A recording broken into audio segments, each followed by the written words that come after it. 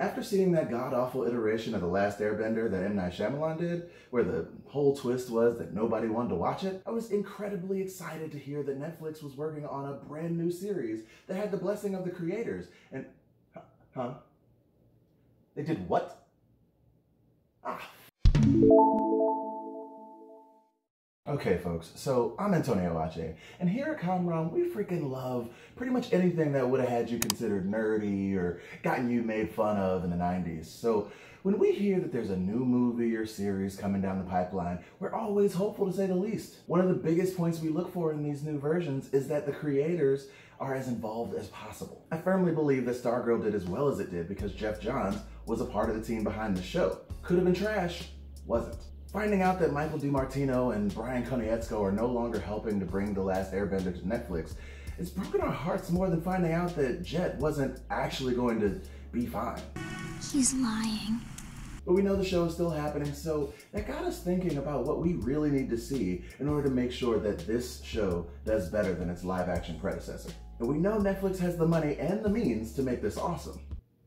Netflix. Because basic cable is for basic bitches. Luckily for the team behind the live-action show, it's all pretty much laid out for them. The first season will feature 10-hour-long episodes, and since none of the seasons were more than 20 episodes, they could literally do a shot-for-shot remake, and most of us would just be happy to see it in live action. And we don't normally do countdowns here, so let's just call these points of interest. There are 4 important points that, if done right, can make this show awesome. There are also 4 mistakes that, if repeated, will destroy this show faster than things change. When the Fire Nation attacked. The first point, main characters. It's very important that they give us the proper time between all of the main characters. I don't just mean Team Avatar. Team Zuko deserves the same amount of screen time. Uncle Iroh is a wise, easygoing character who provides a knowledgeable perspective, and Zuko has one of the best character arcs of any animated villain ever. We should get to spend time with him equally to get us invested like the animated series did. Second point, the side characters. There's a large cast of one-off characters that we want to see, like this guy, and this guy. But the way to make this show better is to spend more time spotlighting fan favorites who matter, but didn't get the chance to shine as much, like Yue or Suki or Teo and his machinist father. All are great characters with rich stories to tell, who help on multiple occasions against the Fire Nation. Next is tone. One great thing about the show and its sequel series is that they found a brilliant mix of comedic and dramatic moments. If the live action one can do that, this fantastical world that we're experiencing will be just a touch more real. And if we get far enough in the story to be introduced to Toph and don't get a single blind joke, I swear I will riot.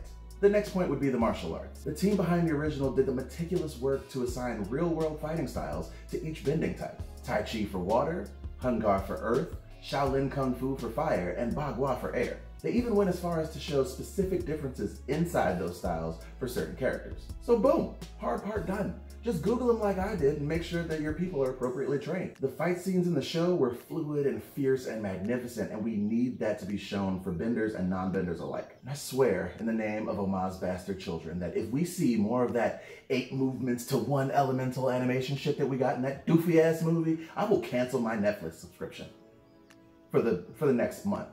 I mean, I'm gonna pick it back up though. Like, they have so many shows. Netflix, so what are you gonna do? Go to Blockbuster? And now we find ourselves talking about the things that most other YouTubers have probably mentioned, but in case they didn't, these are the things we saw in the movie and we will not have for the new show. First off, their names. It should go without saying, but obviously it very much did not, so we will say it. Like most fans of the series, the moment I heard Katara say Avatar, I was thrown off, and I wish that was where it ended. The Avatar. Monk's named me Ong. General Hero. The Avatar. Are you the Avatar, Ong? His name is Ong. And you're sure that these name pronunciations are the same as they are in the show? There's literally no way for me to verify that. Watch the show, listen to their names, pronounce them correctly. Next, the tone. In the animated show, Sokka and Toph were great for comedic relief, and at times, it helped the show tremendously. In the movie, they had Sokka trying so hard not to smile that often he was just staring wide-eyed at the camera or off in the distance. Also, the close-ups made it impossible to not see the horrible acting on screen at any given time. But I already spoke on that, so I'm not going to dwell. The third point is too much creative control. Taking too many liberties with a property that you didn't create is ingredient 1 in the recipe for disaster. The one group whose bending didn't look terrible from the opening credits on, was the firebenders, but very much unlike the series, they added the limitation that firebenders can only manipulate fire and not create it, which is just annoying and silly. Honestly, I feel like there's no way that Shyamalan saw the series before he decided to wipe his ass with this script, and I swear, I'm getting off topic. 4. Casting. Aside from the many other decisions that were made in the making of the last live-action venture, another huge point that people agree on was the miscasting of literally every role. Aang couldn't act. Sokka and Katara were inexplicably white when kids and others in their village were not. Iroh wasn't chubby or jolly or even remotely wise. I mean, I know it was only 2010, but everyone involved should have known better than to cast the way they did in that dumpster fire of a movie. If you're gonna whitewash the cast, don't decide that only the extras and villains should be people of color. Just come on. Did you all know that there was going to be a second movie?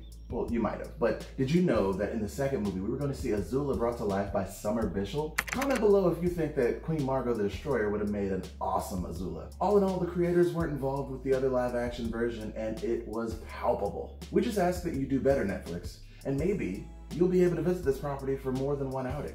Honestly, the only other redeeming factor for that movie is the theory that it was intended as a real-life Ember Island player's performance. I like to think of it that way, even though I'm certain the director didn't think that deeply on the source material. The Vulcan Reporter recently reviewed the character descriptions released for the series, and they're questionable at best. I mean, Aang sounds similar to what we know and love, except for now having legit adoptive parents. Katara and Sokka are both shaped by the absence of their parents, but this time their mom died under mysterious or supernatural circumstances. Zuko seems to be the same at the base of things, but his description hints that we won't get the Avatar chase that we were expecting, and that their bending abilities are somehow foreign in this version. Also, there's zero mention of Uncle Iroh, and we simply cannot have that. So far, the only thing that will be the same as the original is the composer, so at least the music will be good. I don't know, if you guys have any thoughts on how they might not crap the bed on this one, please let us know in the comments. If you enjoyed this, make sure you give this vid a like, and if you don't already subscribe, stop being lame. And while you're at it, hit the bell icon so you don't miss anything else that we put out. So until the next time Netflix makes a creative decision so bad they're actually right to ask if we're still watching, I've been Antonio Ache, and this is Comrom, where we do nerdy reviews with the occasional boost.